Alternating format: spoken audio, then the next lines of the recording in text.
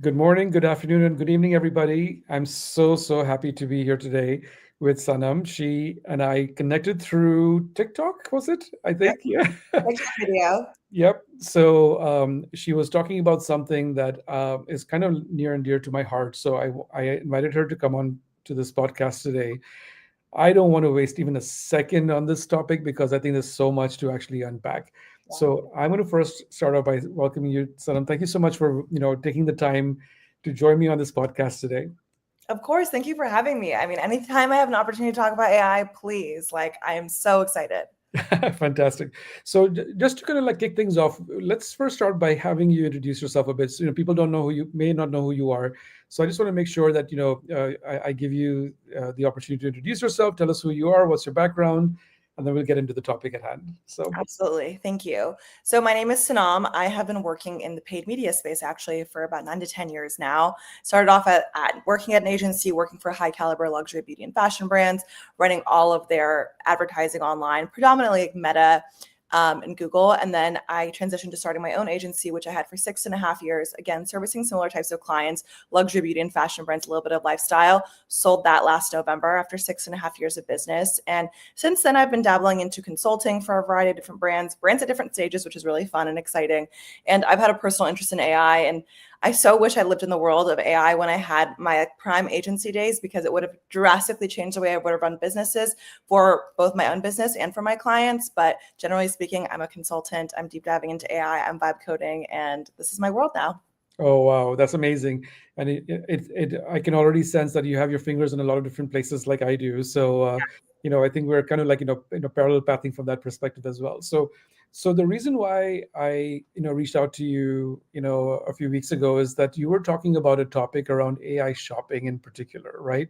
Mhm. And you had a couple of posts that you did on TikTok around that. So tell me what your interest is in that space. What you know help people understand what do we even mean by AI shopping as well. So Yeah, absolutely. So AI alone is just pretty fascinating because it's growing rapidly. Like right now, we're 800 million active users weekly on ChatGPT, which is just mind blowing to think about. mhm. But then you think about all the different evolutions of AI. So now recently, OpenAI talked about that they're introducing this OpenAI shopping integration first with Etsy, then they're rolling out with Walmart and Shopify. Which, like, when you think about all the opportunity there, it's mind blowing. The reason this specific topic captured my attention is because of the opportunity that comes with it. So, for example, if you're like a small Joe Schmo brand, there is so much opportunity for you to show up and make a big presence because it's kind of like an open playing field. It's not about the historical SEO data that you've spent years building up to or all the ad spend that you're putting behind it. It's more so about how you can show up in speaking to natural AI language for AI to be able to act as your distributor. But taking it back, the reason I was really interested in this because it's all about allowing instant checkout in one single platform. So instead of discovering a product on TikTok, then researching elsewhere, seeing if it's available at retailers, going to the brand website, adding to cart and checking out, you're now taking all of those touch points and setting them up in one single interface. So you're doing awareness, discoverability, education, add to cart and checkout in one single platform without needing to exit, which, like, from a consumer standpoint, from a marketing touch point standpoint, there's so much that comes into that experience alone that is fascinating to think about. And so I think there's a lot of opportunity that a lot of businesses aren't yet tapped into, which understandably because it is so new, but I'm excited to help bridge the gap for all those businesses and really dive deeper into this. Oh my gosh, there's so much you said in that already, right? The fact that you have all these different touch points that we've have been working to optimize around, everything collapses into just one platform, right? I'm using this language. I'm curious to see how it resonates with you or not. I'm saying that the digital shelf is now a sentence, Yes. basically. Would Yeah. you agree or disagree with that? I feel like it's moving towards that, absolutely, because again, you have these like agents now that, and these agents start to know you so well based off the memory and the chat history that you have with your specific chat GPT agent. So it's only going to Mhm. get to know you better and better, which means it is going to act like your personal tastemaker, your personal shopper. So you're Yeah. going to that one trusted source. You don't need to go to Google to verify that or TikTok to verify that. You're going to Mhm. make sure your tastemaker feels like it's a valid product for you when you're searching for it. So, like you said, it went from like two paragraphs to one single sentence, arguably a fragment. Yeah, so you use a word that I think a lot about too, which is trust, right? So and I kind of break it up into two parts in this one, and maybe there are more parts, and I'd love to kind of like have a conversation around this. One part is the trust that you as the user has of ChatGPT in that you're trusting ChatGPT to give you the right answer or the correct answer, however you want to frame it, right? But then there's a second part to this conversation, which is how does ChatGPT trust all the brands that are available on that topic you're discussing? How does it trust what brand to select? Yeah. So that's a great question. And right now, this is where the opportunity comes in for brands at any level, whether you're small, large, heritage, or brand new startup. It's about making sure your data is legible for ChatGPT. It's not Mhm. ChatGPT's job to interpret the data. It's ChatGPT's job to parse the data. So are you feeding ChatGPT the right information? And so, like, for example, when you think of like chunky knit sweater, that's like one way to put it, or like chunky knit cute sweater. Then you have the actual ChatGPT way to put it, chunky knit merino wool sweater for layering for the winter time. Like Mhm. that gives you so much more descriptors and so much more to work with for ChatGPT to be able to serve your product once this instant checkout feature is available. So I don't even remember what you initially asked, Yeah. but basically the whole point is to be able to allow for discoverability with these key indicators that brands may not be engaging with right now because they're not set up to be able to be parsed out by ChatGPT. So there were two parts I was asking basically. So trust is broken up with the consumer and ChatGPT, and then ChatGPT and the brands, right? So there are two different things going on here. So you talked about the second part, which is how does a brand describe itself in language that ChatGPT would recognize and say it's the relevant product for the conversation that the user is having with ChatGPT, basically. So Yes. it's kind of like doing both things almost simultaneously, right? So in that process of trust, if that's the right word, even have you kind of like seen stuff yet, or are you kind of like hypothesizing around how would that actually work? You gave it that example just now around the language that you would have to have the brand speak about. That's not typically the language that brands typically talk about though on their websites or you anywhere for that matter, right? Oh, trust me, as a consultant, I'm correcting this every single day. Like, specifically, my biggest hot take on this is bundle naming. A lot of brands in e-commerce always offer bundles as their kind of like gateway product because it allows you to sample multiple products versus just that one hero product. It allows Mhm. you to shop at a value. But a lot of times brands are positioning these bundles in these like cheeky type of verbiage that aligns with like their brand kind of overall vibe, to put it lightly. Yeah. And it doesn't speak to a new consumer that's coming to their website. And so this is kind of like this larger issue that ties into this ChatGPT LLM conversation for discoverability, because you're not able to really sell what the bundle is for, who it's for, why it exists. You're just setting it up as like the feel good bundle. It's like, okay, why am I feeling good? Like if it's a Yeah. skincare bundle, like what does it offer me? What is it going to do for my skin? It puts a lot of the onus on the consumer. And so this is where the brands need to really shift the perspective of how do I set it up so the agent can be my distribution channel for me, because I don't have that one-to-one with the consumer specifically in this channel. Exactly. Do you have any kind of like construct, or is there some sort of like framework that you're using to help brands think that through at all, or are you not at that phase just yet? I'm just curious to understand where you are in terms of thinking Yeah. about that question. I specifically asked them in conversation, I said, why should I buy this product? Who is Hmm. this product for? And then once they're able to answer that, we then work together to workshop it to get it to a very clear and concise way. But I make sure that we do not go past like 5 minutes in terms of workshopping it, because then you're going too much into the elements of like, how is this making sure this sits with the vibe of the brand? And like, you really need to make sure, specifically for these bundles that I'm referencing, that it is in layman's term, who this product is for, why they need it, why it appeals to them, versus like the feel good bundle that's 20% off when you buy it in a bundle versus buying the products individually. Like that's not going to sell it. Interesting. Um, I got so many questions. I'm just trying to make sure that I ask the right one in the right sequence. So, language plays a role, as you described it. The bundling, which means that there has to be metadata that has to be tapped into from Etsy or Shopify or Walmart to know exactly what the actual product could be. There are all those kinds of layers that's there, I would imagine, right? Yeah. Absolutely.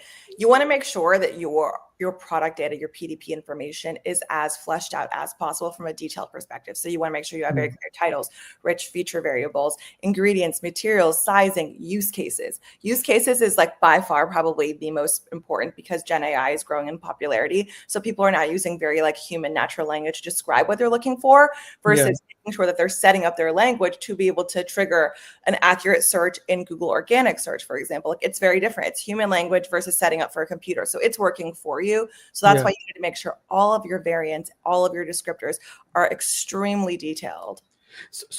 But that has to be in the context of natural language, though, not in the context of product descriptors per se, or do you need Yeah. both of them? I would say there's a way to marry both, honestly. I think where the conversation is where it gets kind of a little bit blurry is where you're focusing so much on like the brand elements of like the specific kitschy verbiage that you have on Instagram and those types of mediums, which makes sense. And both can exist, both can be married together. But Hmm. specifically for the PDPs, you need to make sure all of your descriptors are in as layman's terms as possible while still maintaining your level of like brand elevation to say. Yeah. Ye- Yeah, right. Yeah, I get that. So, but as you do that, I think there is also a component which is you have to not just describe the use case. I think you have to also describe the moment that goes with that use case per se, if you know what I mean, right? So, uh, let me give you an example. If I'm planning to go do a trip as a backpacker, for 3 days or 4 days or whatever, versus going on a beach trip, if I'm having that interaction with ChatGPT saying, what should I take with me on a trip to go backpacking versus on a beach trip, right? That's the kind of conversation I would imagine would be happening between the user and ChatGPT.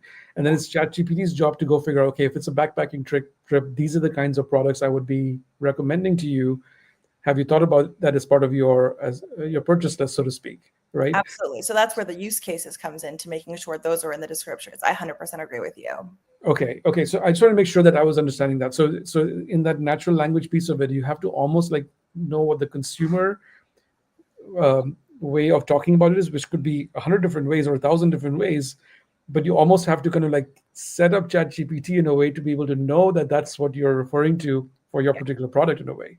exactly. 100%. Oh my gosh, that's crazy, actually. It's nuts when you think about it. Like what we've transitioned to from like years ago to now, like I just think of the days of back in 2016 when I could just throw up a stylized image of like this beautiful woman highlighting her blush and like it would just sell instantly for like a massive brand. But now like that same massive brand has to take into consideration so many different elements from the type of content that we're creating to be able to capture that exact same target consumer that we were then serving so easily with that one image. And so now when you enter into the play like this whole like Gen AI conversation, the natural language conversation, and then this instant checkout piece, it just adds a whole new element. But it's so interesting because before I feel like we're like leaning towards like elements of like adding these layers of like sexiness, so to speak, of like unique creative, making sure we're selling in a fun way, having the cool people wear it.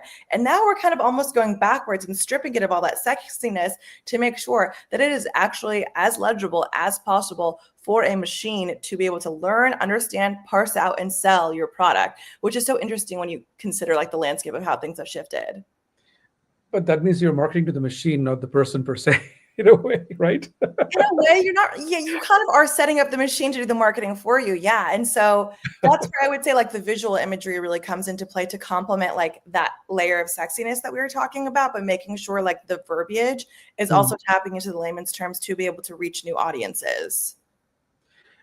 So I hadn't thought about this before. So you're talking about even including images and even video, perhaps, as a way to also help you alongside the text that you could be inputting into ChatGPT So I to, actually haven't thought too much about the imagery per se because yeah, it's more so like this the search that you're typing and like the search that's popping up. yeah, But I think that the imagery still comes into play because you're able to kind of communicate what you were communicating with like the verbiage before that was very like kitschy and brandy. You're yeah. able to display that in the image, but also still kind of complement that with the layman's terms of verbiage. You probably need both, is what I'm hearing you say, basically. Yeah, no, that makes sense because Because like I I'm remember, still a consumer and I still want the sexy verbiage. I still want to align myself with that cool girl brand, but yeah, like I also want to make sure that the imagery like kind of speaks to the text that will then populate for me in my ChatGPT search. right. I get that. I totally get that. But I guess where I'm going with this is that, because you have the multimodal, features on the phone with ChatGPT, you could start the video, you could take pictures and upload it into ChatGPT. I'm now wondering whether that's also something that they potentially, roll out as part of their final, solution. Because if you're able to show pictures of other situations or scenarios and say, this is what I'm trying to get to, help me figure it out, that becomes a really interesting dynamic in a way, I would imagine. I 100% feel like that's in the pipeline.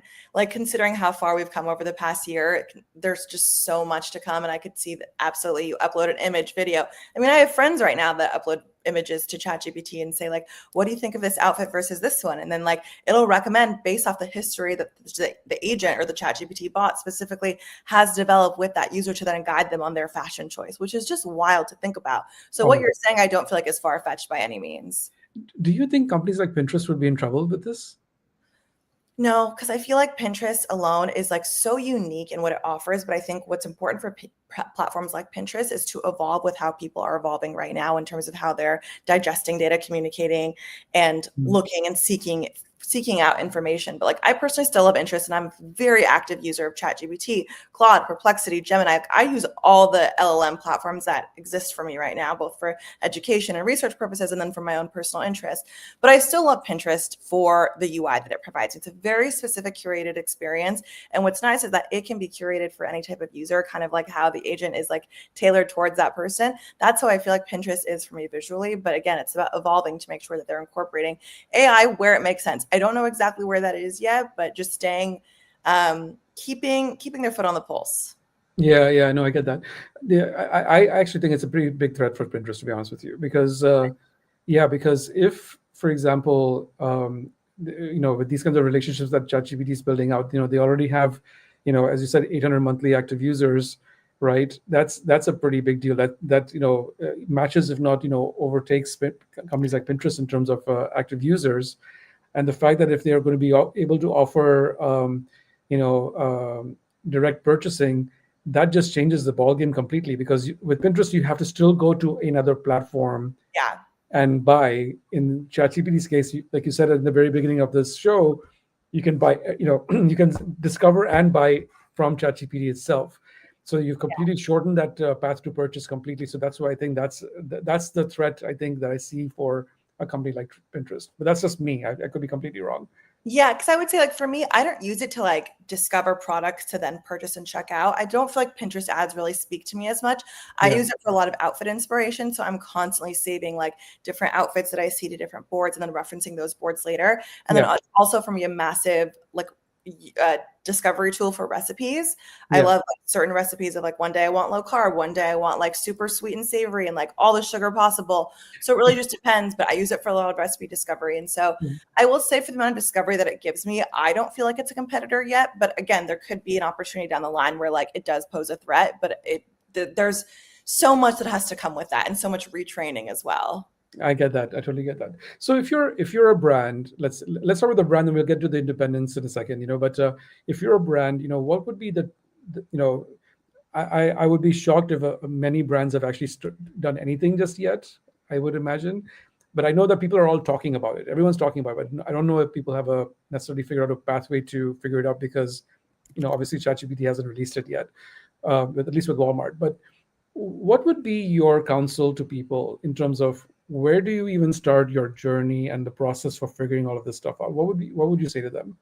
Absolutely. So I think first and foremost is playing with the tool. I feel like a lot of people just don't use it as much as they should. Like they'll have it like correct an email, refine it, whatever here and there, maybe once or Yeah. twice a week. But like that's not really using it to its capability. And I feel like people also haven't mastered the ability to prompt either. So I think that's one way to exercise using it.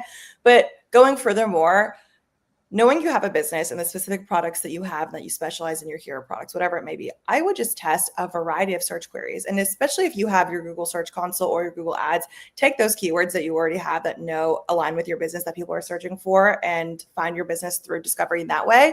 Take those, plug them into ChatGPT and see what populates organically and understand what type of businesses are showing up there. I mean, obviously, like the instant checkout and those features aren't available yet, but know that like what businesses are already doing a great job at showing up organically on ChatGPT, and then how can you use that information to refine your positioning and your product standpoint.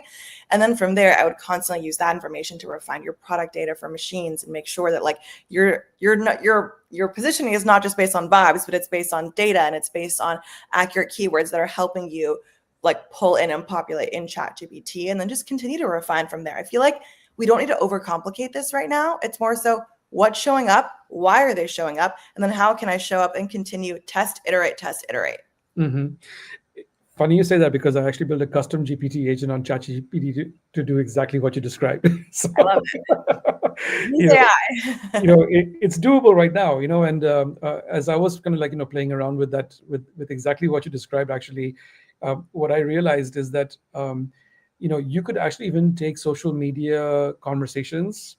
You could take focus group conversations that you've had, and you can use that as a source data to upload into like my agent, for example. So it gives you the kind of natural conversational phrases and words that are being used around your brand or your category. And from that, you can then start actually see how you can actually start influencing the process, basically. You You just know, leveled up my answer and made it so much more efficient. I love that. That is the purpose of AI. It's like, how can you yeah, make things in your everyday routines more efficient to allow you the time to work on things to like better your business or work on things that only your brain can work on. It's fascinating. I love being challenged like that because sometimes I forget. I'm like, oh yeah, I can use AI to actually make that better when I consider myself an AI yeah. expert. Well, offline, I'll be more than happy to show you what I've built out, basically. But for the Love it. benefit of the audience, feel free to reach out to either one of us. We both know enough to be dangerous, I guess, at this point in time. Very lethal. But we I personally feel like both of us have had enough of experience in thinking about this space, probably more than others at this point. Not because we're smart or anything. It's just we've had the time to think about it, so we've at least got a bit of a roadmap that's been built around that. I think that's a fair statement to make, right? I would assume, yes. So coming back to, so I talked about the brands, but what about like the smaller companies that are on Etsy or on Shopify or whatever? What kind of advice would you give them? Because my personal opinion is that you can actually, uh, uh, this is leveling the playing field for everybody, right? So if you're a big brand, you have challenges. If you're a small brand, you've got major opportunities through ChatGPT, in my opinion, kind of thing. Yeah, absolutely. 100%. Like we talked about before, it's like the like level field is really the field is leveling out in terms of like the ability that people have to show up if they're Yeah, using it right. And I think you had posted something recently about like doing a test search to see like what showed up. And like it wasn't actually like the top few stores that had shown up. It was like a mid-tier store that had shown up based off their keywords and their metadata that was allowing them to be able to show up. So I think right now it goes back to that same thing. It's about making sure you are setting up your information to be fed to a bot and that bot can parse it out. And yeah, like it's like I'm beating a dead horse by constantly saying this, but it's really just like challenging brands to take a step back, especially like brands like Etsy, where it's a lot about like small artisans that are making these beautiful handcrafted pieces in their homes and doing a great job. But that's like they don't have the marketing background. Sometimes they get so caught up in like making sure like the visuals and the verbiage can sound so whimsical, and like that is so wonderful for the brand, but it's also so important to be able to leverage the opportunities that show up, especially because right now a lot of businesses on Etsy aren't yet eligible for the shopping feature. They have to enable it. They have to make sure they're US based. They have to make sure there are certain features, kind of check out. But really making sure that you set yourself apart by adding different keywords and different metadata to make sure that you are able to show up properly in the LLM. so in those keywords, do you think we should be more functionally focused, or should there be language around even like emotional elements that could be relevant to the brand, perhaps? I think more so it's about the direct descriptors and then the use cases. I would say emotional elements, I would rank it like tertiary for me personally, because like when I use Gen AI, I don't really like use emotive type of language. I'm using like very specific use case type of language. So that's where I personally would fall. But again, because you can have authority control over what you're inputting, I feel like it's no harm in adding these like kind of emotive layers and seeing what eventually populates. In a dream world, I would hope that OpenAI, when this instant checkout shopping feature is like more advanced and we have like a year's worth of data, that they allow brands to access like query information and like specifically like click through rate with the queries that they're showing up for so they can continue to refine and iterate. But right now it's like, why not put it all in there? You can control as much information or you can control however much information that you put in there as possible. So why not make it as beefed up as long as you have your priorities, your first and your secondary of making Mhm. sure that you have your like primary descriptors and your use cases in place. There's actually somebody's made a comment through LinkedIn. She's asking, I'd love for you folks to give perspective on how AI is progressing towards understanding slash reporting human emotional output. So what I just asked, considering marketing is more focused on need states and tapping into emotional jobs to be done. So, so in a way, you kind of like answered the question already, but I think there's, there's the actual use case itself. which is functional, but then there's also emotive language that you could also include. There's no harm in doing it at this point in time, I would imagine, Exactly. right? And I do feel like we'll get to a place where ChatGPT will provide users that information, specifically the storefronts. Yeah. But I also do wonder if it'll be like a pay to play type of environment, kind of like with Google Ads and how they like went from their organic search to then having a very kind of in-depth monetizable product. I could see that happening definitely in the next few years, because like because the agents are acting as distributors, and ultimately distributors are all monetized. That's true. Pay to play, yeah. I've been giving some thought to this. I'm actually kind of conflicted on that particular point though, because um, for a company like Walmart, right? They will, are they the ones who are going to be paying ChatGPT, or is it going to be, a pass-through charge back to the manufacturer? You know, I would assume the latter. right. So that's where Because it why gets a not? little It's bit. a great opportunity to be able to pass that back. It's kind of like, let's say if like Amazon and ChatGPT had also the same instant checkout partnership, and like Amazon has millions of merchants, you would Mhm. assume just like on their own website and their own marketplace that they have their merchants pay to show up or not organically, show up in these paid positions on their 3 different types of sponsored ad placements. And so similar to the way the cost is passed to the consumer, like Amazon is not ranking and paying for that. It's like their merchants that they pass that back to. So I would assume in this Walmart case, the Etsy case, absolutely, if it does become monetized, it would be passed back to the specific merchants to be able to make the calls and how they want to show up. Do you think that would be more? I guess that would be more efficient than what we are currently doing, though. I would imagine, right? It could actually still be a win for the manufacturer as well. Or do you think that's going to be an incremental cost to them? I'm just curious to hear your thoughts on that, because doing SEO and doing, paying promote, trade margins to to Amazon or Walmart, that's pretty expensive, right?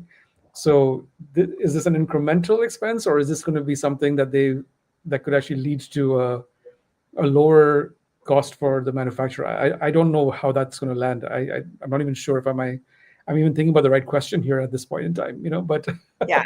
I think personally, it would be treated as any other ad platform in that it would make sense if you're able to get it to a profitable place. yeah. And like obviously you have your brand keywords and then your non-brand keywords and how that would be able to, I mean, granted, if it is even keyword targeting, like there's so much that goes into it, obviously, because like Google and Pinterest are heavily based keyword targeting platforms, and TikTok is introducing that as well. Whereas like Meta, Instagram, and Facebook, they're more so about interest-based targeting, and you're just hoping that your product resonates with that segment audience. Yeah. So, and like there's also like the conversation about uploading first party data and all the things that go into like a traditional ad platform. But I mean, in this case, I would say it would be profitable, because if you're able to get in front of new eyes, especially when you have a platform that currently has 800 active million users a week, that's only going to continue to grow over the next few years, like it would make sense so long as they have the tools and mechanisms in place for the merchants to be able to get the insights and information and to be able to have control over how they're showing up. So I would say it's really dependent on ChatGPT's setup of it all, but that's definitely not off the table. Do you think that if they were to do that, do the pay to play approach, then that would actually kind of like, corrupt the algorithm? Yeah, absolutely.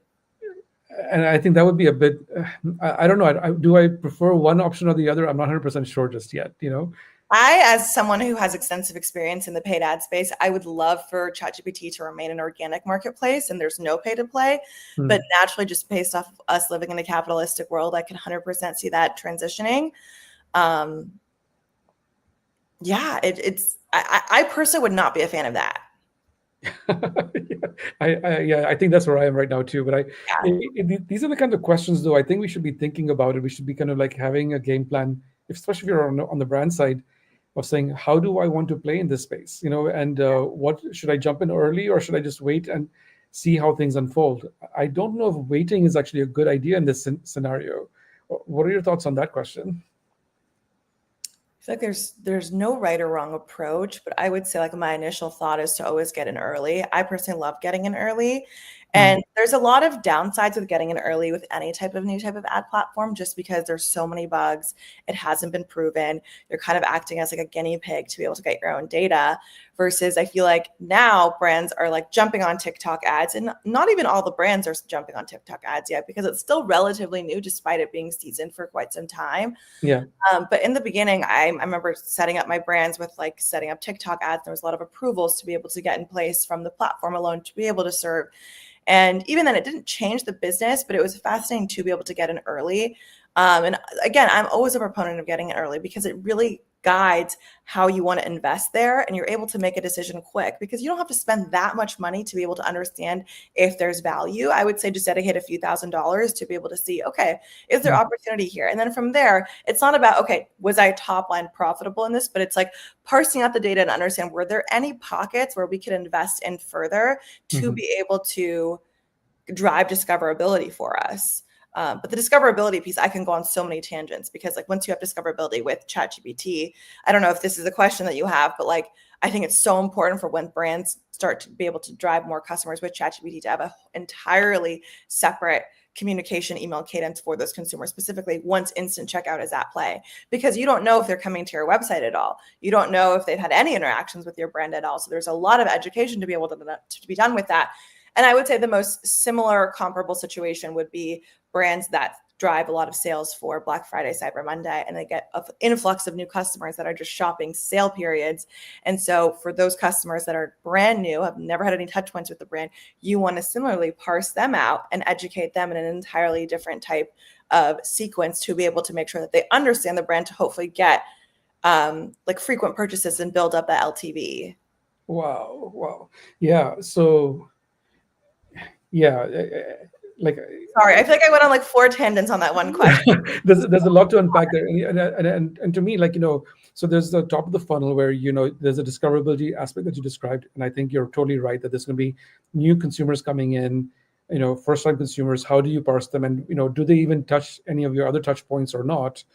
That becomes interesting. But I guess part of that is ChatGPT doing it on your behalf in a way, because it may not be. You may not even need to do it as a user, because if ChatGPT is going to your website, it's going and looking at social media engagement on your brand, or maybe it's checking other things as well. And if it's parsing all that information together and giving you that recommendation, technically you don't need to go do any of that stuff yourself. Yeah, you assuming can that you trust purchase ChatGPT. without going to the brand website at all, which is Yeah. insane. It's So almost like if that, another retailer, but like not. yeah, right. So if it's truly going to be your personal assistant, you're basically delegating to ChatGPT all those different things that you would have done yourself.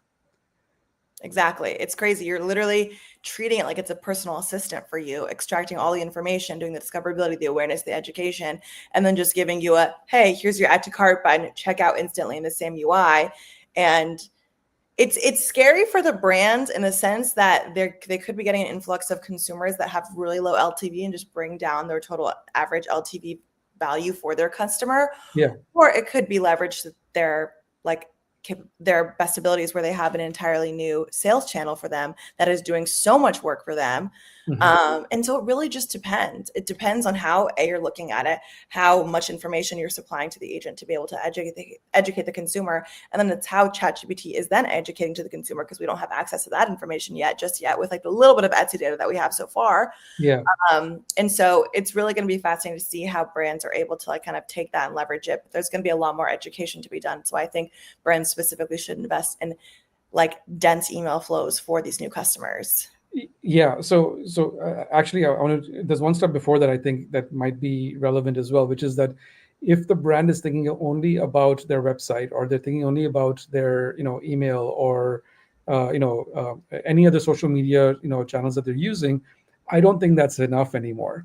No. I think they have to be thinking about it almost like a publisher model, where you have to be thinking about what is your reach and frequency of content that's out there, so that when ChatGPT is searching, it's finding the right, relevant, and most recent information to help make its recommendation to the user at the end of the day, right? So there's all those different aspects, I think. So for the reach part of it, I don't mean it in the context of how many consumers it reaches. I'm talking about how many different touch points it's reaching as well, right? So if you're, for example, a beauty brand, are you showing up on the beauty journals? Are you showing up,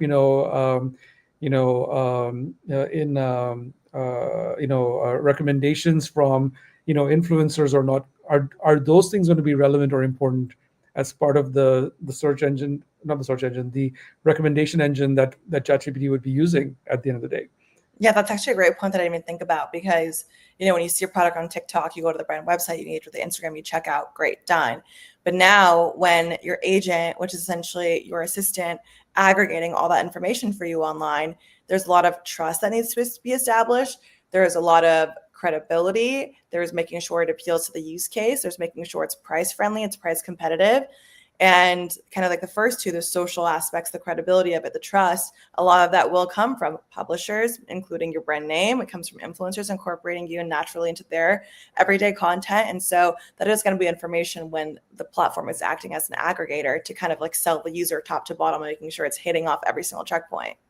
Exactly, right. So if let's assume for a moment that I'm right, and it's doing exactly that, then it, to me, it completely changes your marketing approach in terms of how you're actually putting content out there, right? Because it's not just about, the website anymore. It's a lot more detailed in terms of how you're sharing content.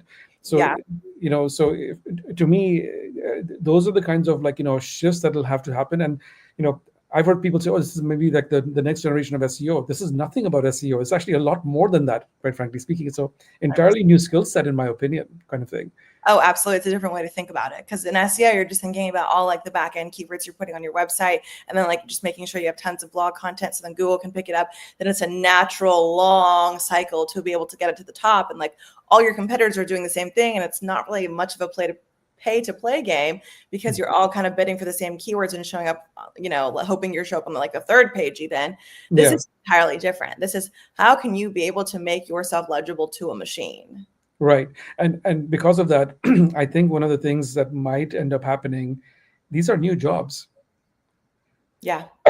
Excuse me. You have like AI consultants and AI experts popping up left and right, AI agencies. Like I'm seeing so many specifically targeting how you can like use AI for businesses and like make your business, essentially more efficient internally. Yeah. And there's also like the external aspect of it. But now when you have like this instant checkout feature, it's like, how can you make sure that all of your PDP information is set up to be able to be understood by the language that is the bot? And so I do agree that there will be tons of jobs and consultants popping up. And it kind of makes everyone stay on their toes because like right now it is the age of AI. Everyone is saying AI is stealing jobs. And I personally don't agree with that. I mean, in certain cases, yes, I absolutely agree. It can be argued. But in many cases, it can make people more efficient at their jobs. And so to be able to leverage it, to be able to do more with what you were able to do before, because you have this agent, these bots that are helping you left and right with your tasks that would be manual labor that would take 3 hours of your day, poof, gone, done in 15 minutes, insane. So it's another one of those situations where you really need to stay on top of it, whether it's someone learning how to do it internally and kind of iterating, testing, and learning, or bring in one of these new AI type of consultants that will be able to tackle it. Absolutely. And that's exactly where I was going with that question, because I believe that, I've always believed when you have major disruptions, there's going to be, a decrease in traditional roles that have been around for a while because of the disruption, but there'll be an increase of new roles that will emerge. I think we're literally at that inflection point now where everyone's been afraid of losing their traditional roles, but now we're starting to see the emergence of potential new roles that could come about because of this. Absolutely. And I think there's a bit of creativity, there's a bit of risk taking, and there's a little bit of agility that's going to be required on company side to say, hey, we need to test our way through this, and that means we will need to have a new set of skilled experts that we may or may not have within our organization. So could they be taught within the company? Possibly, right? That could be another way to retain jobs. But there could also be a demand for new people with new certifications and things like that as well, is what I'm kind of like thinking about, Yeah, and you have to have an interest in it. And like what's fun is like it's so new. We all have access to the same information.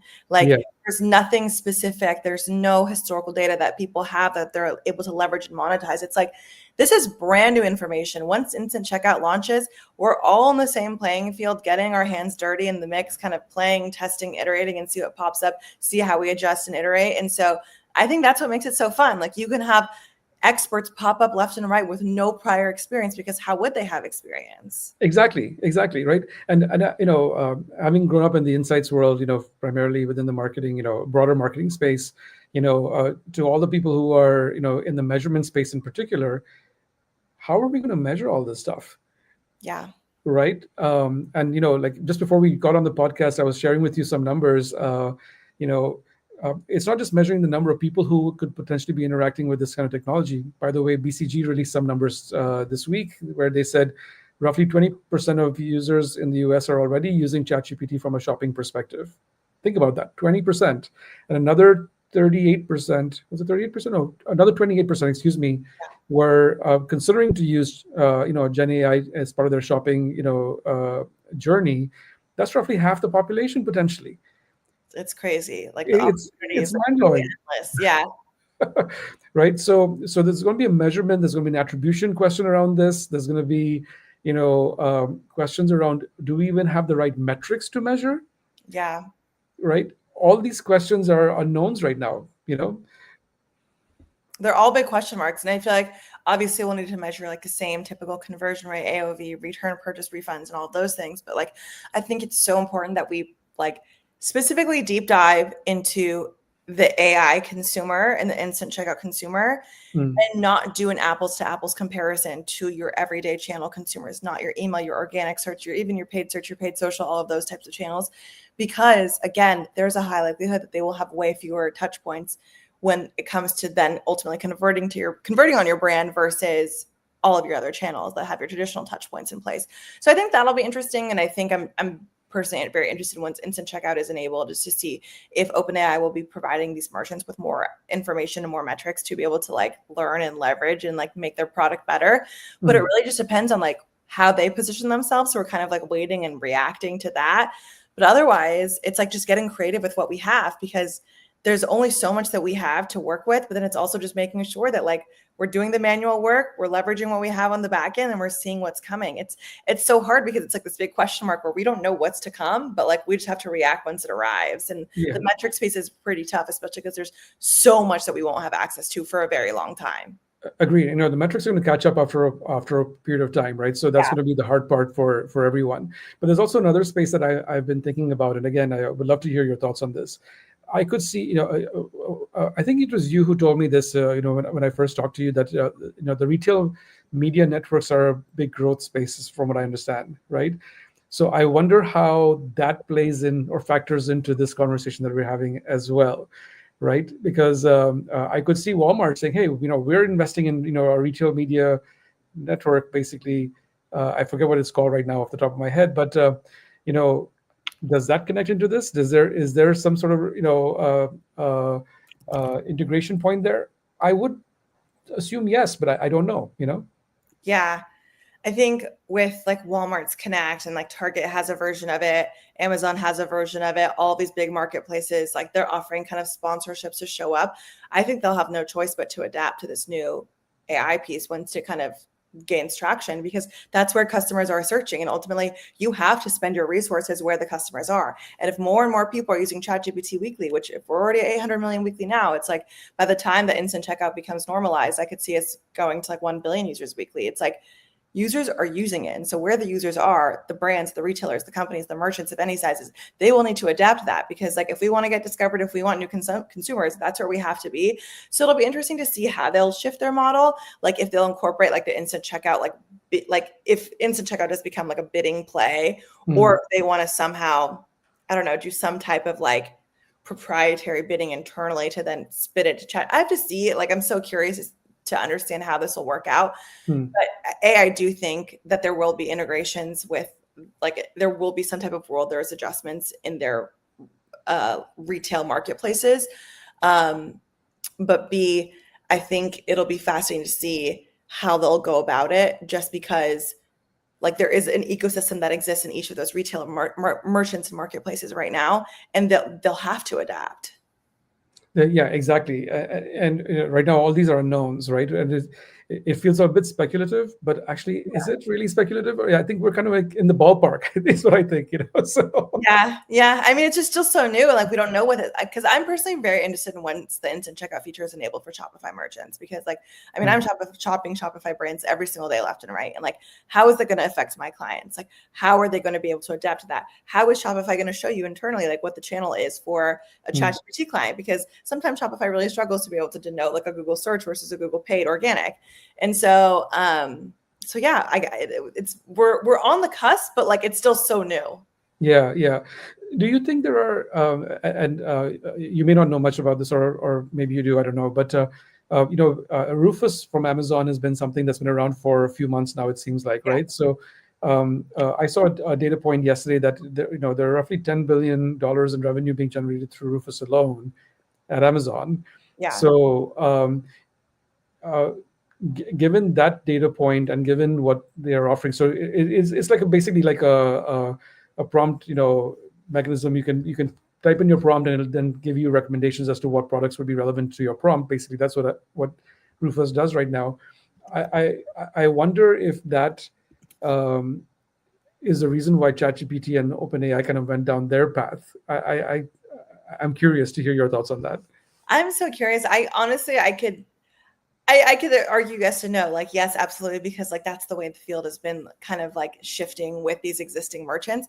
But Yeah. then also no, because like they're able to see their own search queries and what people are searching for, and that people are using it for discoverability for shopping different brands. Like I've used it to find hotels, specific brands, companies that I'm looking for services of. And so like naturally, I would say like the next shift in that, the next evolution would be to check out in the platform directly. But I do wonder what the percentage will be specifically, like in terms of how much GPT will take and all of those things. But I think this was a natural evolution just based off their search queries that they were getting, kind of like how Google, the natural step once they build Google search organically, seeing all these queries, then okay, how can we monetize it? It's just like the evolution of like how it happened. So I think right now they're building the ability to like communicate and recommend products, then they'll be able to instant checkout, then they'll be able to monetize based off of that. I think that's like a multi-layered approach based off how they're shifting. Wow.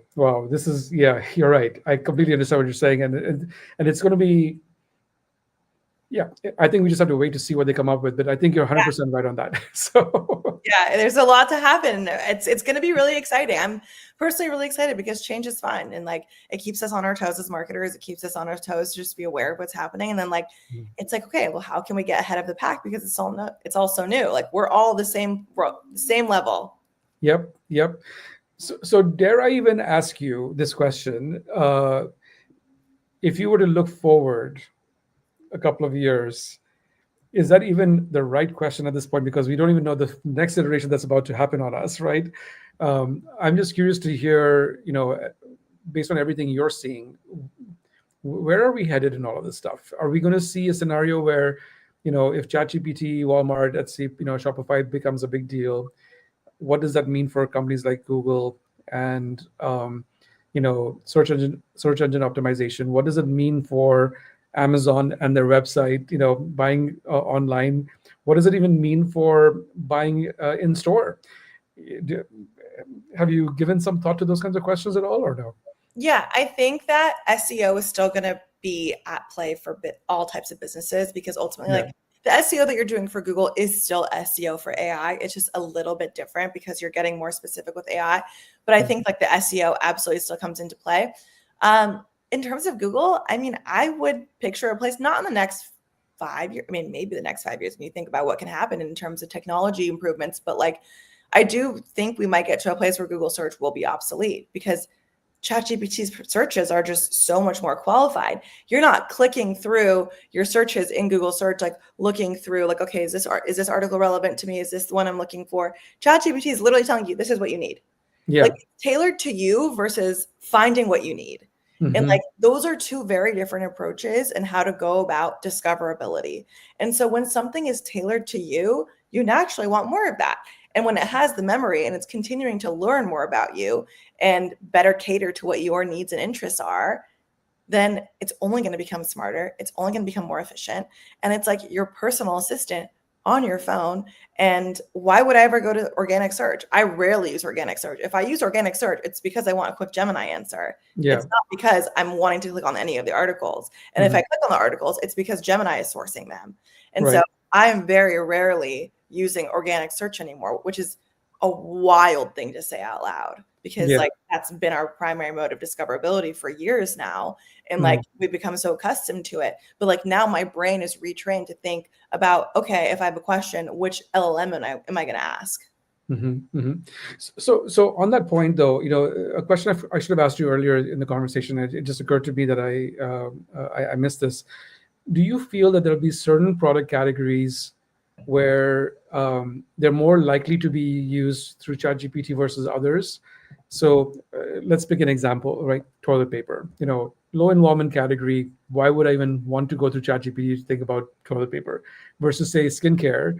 High engagement category. I want to know what I'm putting on my skin, right? And is it going to give me the kind of like result that I'm looking for? Do you have any thoughts on how brands that are thinking about, depending on the degree of engagement consumers have with it, would that make a difference in this particular instance?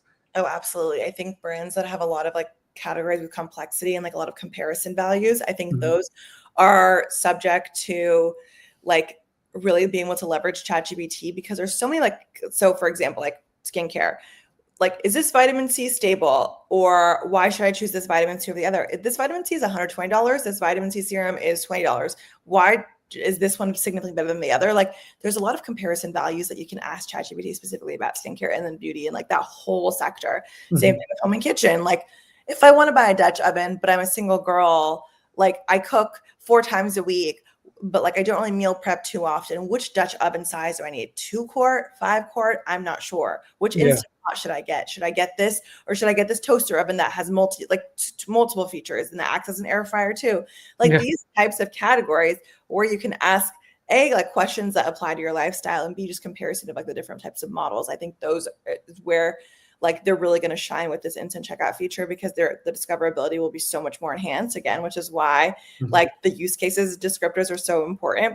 But I think where the categories that'll probably need to do a little bit of work are ones that A, have like a big personal element to it or like an aesthetic eye to it, that like you need a very specific approach when it comes to recommending a Mhm. specific style or product or service to buy. And by no means are these categories like ill-equipped, especially because AI agents are just becoming smarter and understanding how you operate, how you work, and like your taste. Mhm. I think that will just require a little bit more maintenance upfront to be able to get them to be set up. So I'm talking about like fragrances, furniture, art and decor, those types of things. Yeah. But again, I don't think that's out of the question by any means. Like I said earlier, like my friend literally will upload 2 codes to ChatGPT of her wearing them and say which one looks better based off A, my colors that I've already given you and that you have awareness of, and B, my personal taste, and see where I live with the weather. And Yeah. so the fact that it's able to really develop an opinion and then provide a recommendation based off the attributes it knows about the user, I think that is where like these types of specific categories will need a little bit more work up front. Or maybe it's just a matter about making sure the user has enough information that they've trained their bot on to be able to Mhm. then kind of tie in these recommended businesses. But Yeah. I think that's where the two categories really differ. It's about making sure you have complexity in terms of your variabilities where you can compare and contrast pretty easily. And then also the ones that require taste. How can you bridge the two? Yeah, but I think there's also a third category, which Okay. I think is also an interesting one. So you mentioned earlier about promotions, right? People who come in during, Cyber Monday or Black Friday, they're coming in for deals, right? Let's I'll reframe it a little bit to say, let's say that the people who are on a budget, right? Especially in this environment that we're in right now, right? Mhm. Um, Imagine if ChatGPT is able to say to you, "Hey, if um, I have a sense of what you're buying, through Walmart or whatever, toilet paper, shampoos, whatever, right? Things that you're buying habitually, let's say.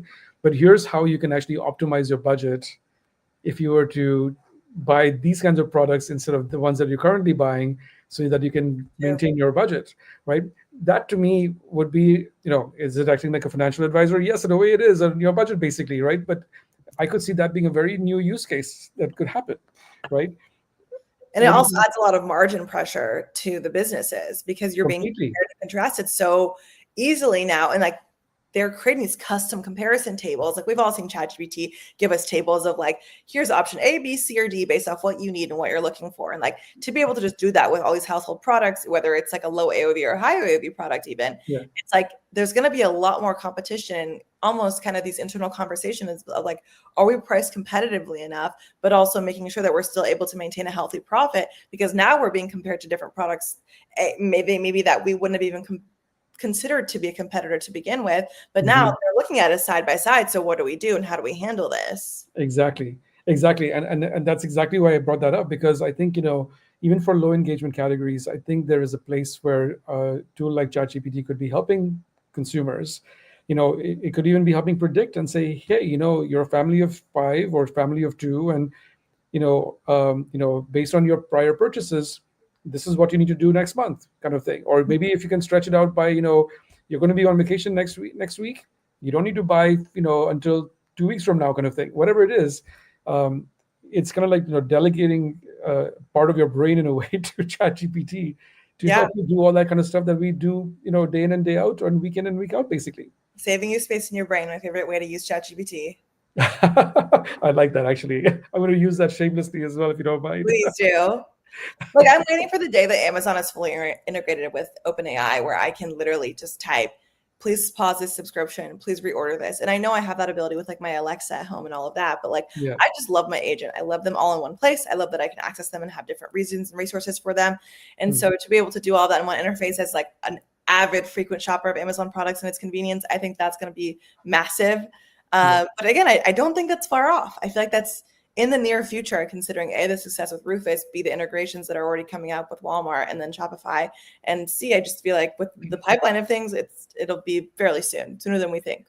And the crazy thing is the other retailers have not said a word yet. So that's the crazy thing. The Targets of the world, the Krogers and the Publixes of the world, not a squeak yet. So Yeah, I wonder what they're up to. you know, very curious. exactly, exactly. I don't know if you realized, but we've been talking for almost an hour. Did you know that? Yeah, it's pretty crazy. There's so much to say, and there's so much more. Exactly, exactly. So let's end with this last question. If you're thinking about, everything we talked about, if there's one piece of advice or one, some counsel that that you would want to give our audience, what would that be? It would be to write for intent, not aesthetic. Okay. It ties into this conversation that we've been having earlier. It's like you can Yeah. get lost when you're so focused on the aesthetic and the vibes of things, but at the end of the day, is that going to translate to a new consumer? Not always. And so making sure that it's entirely clear. And then now with this ChatGPT OpenAI conversation, that's even more of a prominent piece of information than Mhm. before. Amazing, amazing. I totally understand that. Sanam, this has been fantastic. Let's do this if you're open to it. Once they actually release the final product, whenever that happens, I've heard it could happen in the next couple of weeks. It could be even early next year. Who knows when it happens? Would you be open to coming back on and we can talk about, and diagnose what they've actually released? Would you be open to Definitely. that? I'm excited to play with it, see what happens, and start Okay. forming our opinions about what brand should be doing next. Okay, so I'm going to put you down as a repeat guest here on the show. So, Awesome. Thank you so much for having me. I appreciate it. well, thank you for being here, and thank you so much for giving your counsel. This has been absolutely incredible. I know that time went flew by, because there was so much to share. And for the audience, if you think about all the stuff that we've been talking about, this is a new area for everybody, as Sanam was saying, and we all have to learn together. So please share, put your comments in the chat, or reach out to either one of us or both of us. We'd be more than happy to respond back and share with you what we think, or we can at least point you in the right direction if we don't know what the answer is at this point in time. But thank you again, everybody, for joining. I'll be back for my last show of the year, believe it or not. I try to do 20 every year. This was number 19. So I have one more left for the year, and then we'll be back again in 2026. So thanks, everyone, for joining. Take care. Bye.